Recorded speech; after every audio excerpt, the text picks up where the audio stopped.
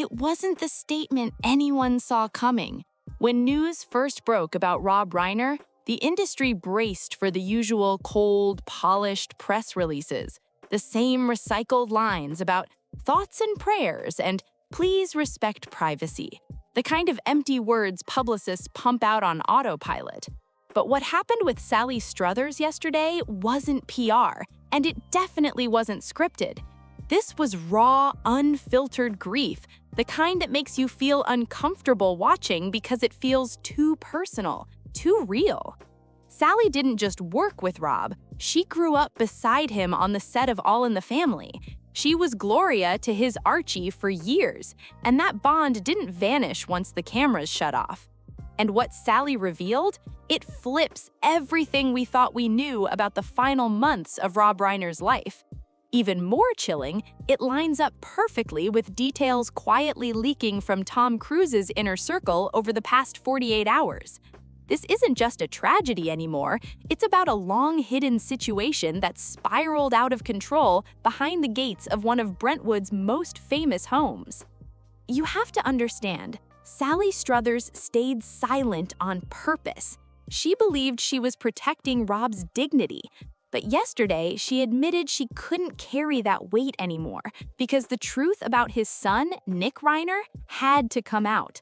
When she spoke, her voice wasn't just sad, it was shaking with anger, the kind we've never seen from her before.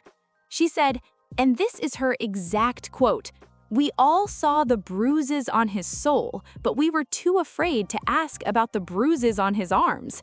That sentence hits hard. Sally then talked about a lunch they shared just 3 weeks ago, the last time she ever saw Rob alive, and that detail matters. She didn't describe him as the loud, fearless director everyone knows. She described a man who looked smaller, quieter. She said he kept checking his phone every couple of minutes, flinching every time it buzzed. When she asked if everything was okay, Rob looked at her with eyes she said were completely drained and told her, "I don't know how to stop him, Sal. I love him, but I'm terrified of him." At the time, Sally thought he meant a producer, maybe a political enemy. It never crossed her mind he was talking about his own son. It wasn't until she got the call that Rob and Michelle were gone that the truth finally hit her. And this is exactly where Tom Cruise enters the picture. It sounds wild at first, but stay with me, because this connection fills in gaps the mainstream media isn't touching yet. Tom and Reiner go way back. A Few Good Men was massive for both of them, and they stayed close afterward. Tom is known for being intense, hyper-aware, and someone who misses absolutely nothing. According to sources extremely close to the investigation, speaking anonymously, Tom allegedly tried to step in back in November. What's coming out now suggests he visited the Reiner home under the excuse of discussing a project, but things turned tense fast, not with Rob, but with Nick. The reports claim Nick was screaming at Michelle, demanding access to a trust fund that had been restricted due to his ongoing struggles, and we're hearing that Tom physically stepped between Nick and his mother to calm the situation. That alone says everything. The leaked details get even darker. Tom reportedly told a close associate that the look in Nick's eyes felt empty and dangerous. He allegedly pulled Rob aside afterward and warned him directly, "You are not safe in this house. You need to get him out or you need to get out." Let that sink in. One of the most powerful men in Hollywood, someone who has truly seen it all, was so shaken by Nick Reiner's behavior that he warned Rob to run from his own home.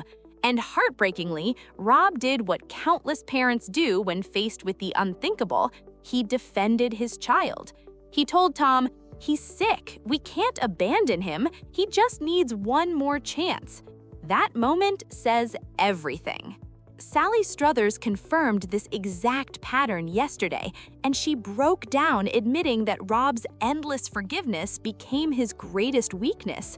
She spoke openly about the guilt she carries for not pushing harder, for not forcing the issue when she still had time. Rob had started pulling away, canceling plans, cutting himself off from the few remaining cast members of All in the Family who were still close. They even tried to plan a small reunion dinner recently, something simple, something familiar, and Rob said no. Sally drove past his house just a week ago, worried, and noticed all the blinds pulled shut in the middle of the day. It didn't look like a home anymore, it looked like a bunker.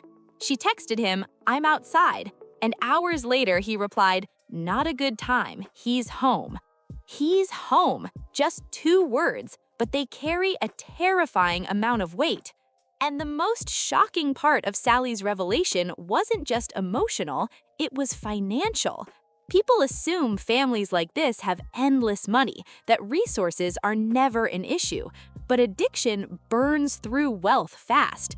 And Sally revealed that Nick's demands had spiraled into something completely out of control. She said Rob had been quietly liquidating assets, not to fund new projects, not for passion films, but to cover debts Nick had piled up. Gambling debts, dangerous connections, people you never want knocking on your door in Brentwood. Rob thought he was buying his son's safety, keeping predators away, never realizing the real danger was already living inside the house. Sally also shared a chilling incident that police are now re-examining as a warning sign. About 6 months ago, during a family gathering, Rob supposedly fell down the stairs. The official story said he slipped, broke his wrist, and suffered severe bruising to his face. That explanation never sat right. When Sally visited him in the hospital, she said, "I looked at his face and the bruising wasn't from a fall, it was shaped like a hand." She asked him directly, "Did Nick do this?" Rob didn't answer. He looked away, broke down, and started crying. They never spoke about it again. That silence, especially when parents are harmed by their own children, is crushing and loud at once. It's wrapped in shame. How do you tell the world that the child you raised, the baby you protected, is now hurting you? That's a truth most parents can't bring themselves to say out loud.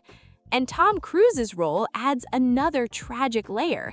Sources say Tom was devastated because he had offered to personally pay for a specialized, high-security rehabilitation facility for Nick, one of those elite centers overseas built for extreme cases. Tom reportedly told Rob, "I'll handle it, let me take this off your shoulders." But Nick refused to go, and Rob refused to force him. Later, Tom allegedly told friends, "I watched a slow-motion car crash for 2 years and couldn't stop it." That line alone says how helpless everyone felt. Now, Nick's defense team is already shaping the narrative, talking about mental health, instability, and a sudden break from reality. But Sally Struthers isn't buying it, and she made that crystal clear yesterday. She insisted this behavior was calculated. She described manipulation, not confusion. She said Nick knew exactly which buttons to press. He'd turn calm, apologetic, and sweet, the son Rob remembered, just long enough to get a check signed or a door unlocked, and then the mask would drop.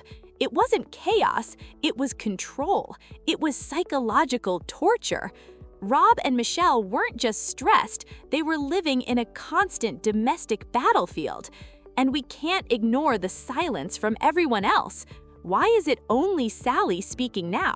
Why are the rest just whispers and leaks? Because Hollywood protects its own and fears scandal more than truth. Admitting that Rob Reiner was trapped in a nightmare shatters a carefully crafted image.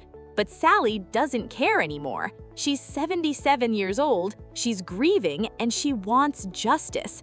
She directly called out the enablers, the friends who supplied Nick, the doctors who kept writing prescriptions, and a legal system that kept giving warnings instead of consequences because of his last name. One of the most haunting details Sally shared was about Michelle Singer Reiner. Everyone focused on Rob, but Michelle was the shield. Sally revealed Michelle admitted she started sleeping with her bedroom door locked. Let that sink in. locking your door in your own home because you're afraid of your child. Michelle told Sally, "I wake up to the sound of footsteps in the hall and my heart stops." Let that sink in. They weren't living in a home anymore. They were prisoners, and the one holding the keys was their own child. They had already given everything by the time the final night arrived. Based on the timeline Sally pieced together from detectives, this wasn't a sudden blow-up. It was a slow siege. Nick had been spiraling for 3 straight days. Neighbors later admitted they heard shouting on and off for nearly 48 hours. So why didn't anyone call the police? Because in places like Brentwood, you don't call cops on famous neighbors. You turn the volume up, you look the other way, you stay out of it. That quiet social code, that fear of making waves, gave Nick exactly the time he needed to escalate everything. Leaked information tied to Tom Cruise suggests Rob made a call that night, not to 911, but to a private security company. He was trying to get a guard to the house. The call came in at 9:15 p.m. The security team arrived at 9:45 p.m., and that 30-minute gap, that's where the Reiner family's world collapsed. Tom was reportedly furious when he learned how long it took.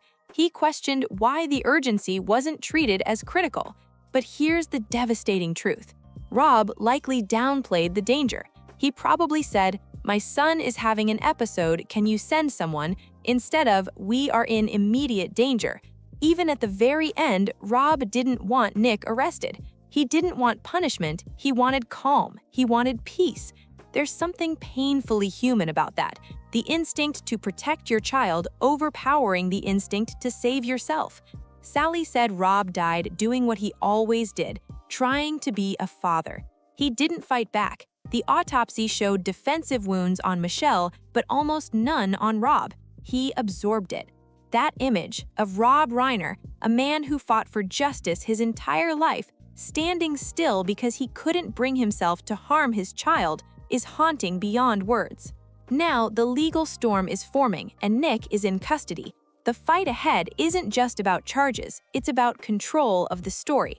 Sally Struthers made an emotional plea yesterday. She begged the public, begged all of us, not to let Nick's defense team rewrite history. She fears they'll flip the script, that they'll claim Rob and Michelle were controlling, abusive, or responsible. We've seen this pattern before in high-profile family cases. Victim blaming starts fast, and it's ruthless. Sally shut that down immediately. She said Rob wasn't cruel, he was gentle. He was too soft, she said, and that softness was his only mistake, nothing else. Tom Cruise is reportedly prepared to testify if it comes to that.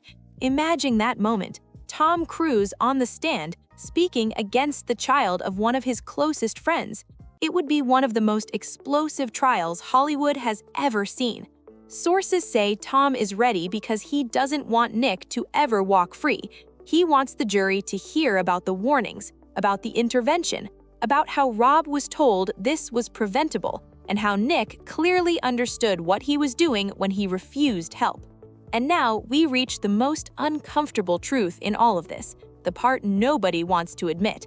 We all watched Nick grow up. We saw him on red carpets. We saw the photos and thought, lucky kid.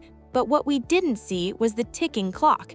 Sally revealed that even as a teenager, there was something unsettling about Nick. She shared a story from years ago at a rap party where Nick was found alone in a back room, calmly destroying property.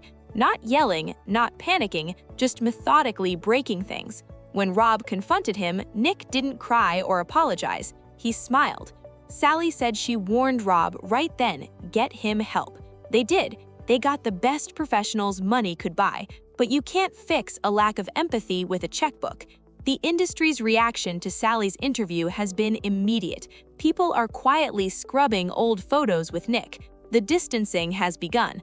But Sally hasn't moved an inch. She's standing firm, pointing straight at the truth. She's braved, she's grieving, and she has nothing left to protect. She wants the world to know this wasn't just a celebrity death. Rob Reiner was a victim of domestic violence, and that's a label people struggle to apply to powerful, wealthy men. But ignoring it is how this cycle continues. It challenges how we think about power and control. People ask, he was Rob Reiner. Why didn't he hire bodyguards? Why didn't he throw Nick out? But love doesn't work like logic. Love freezes you. Love slows your reactions. Love convinces you that tomorrow will be different. From what we're hearing, the funeral is going to be extremely private. Tom Cruise is helping handle the arrangements, making sure security is locked down tight, so none of Nick's associates can get anywhere near it. No chaos, no distractions, just grief. Sally Struthers will be speaking. She revealed she has one final letter to read to Rob. She hasn't shared what's in it, only that it's the conversation they should have finished at that lunch 3 weeks ago, the words left unsaid. And there's a lesson here, a brutal one. It's about the limits of love. We grow up on movies, many directed by Rob himself, telling us love conquers everything. If you care enough, wait long enough, forgive enough, the ending will be happy. But real life isn't The Princess Bride. Real life doesn't always reward patience. Sometimes love isn't strong enough to save someone who refuses help, and sometimes that person pulls you under with them. Sally Struthers shattered the code of silence yesterday. She broke the illusion of the perfect Hollywood family, and in doing that, she gave Rob his humanity back.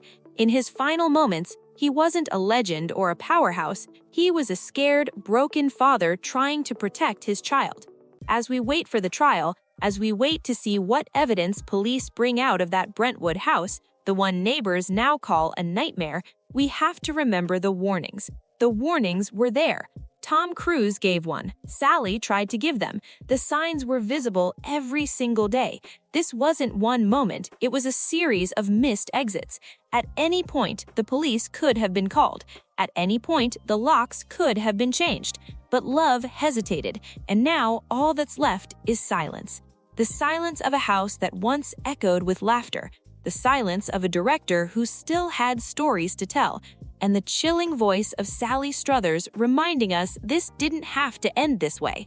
This story is still unfolding. Court filings are expected tomorrow morning. There are rumors of audio recordings captured by a smart home system, Alexa or something similar. If those exist and are played in court, they could destroy the defense completely. If a jury hears the final moments of Rob and Michelle Reiner, there may be no coming back from that. We'll continue following every development closely here on Silent Stardom. Look at your loved ones a little closer. Check on friends who've gone quiet, because sometimes the brightest smiles hide the darkest realities. Rest in peace, Rob. You deserved a far better ending than this. If you want updates as this case unfolds, make sure to comment, like, share, and subscribe.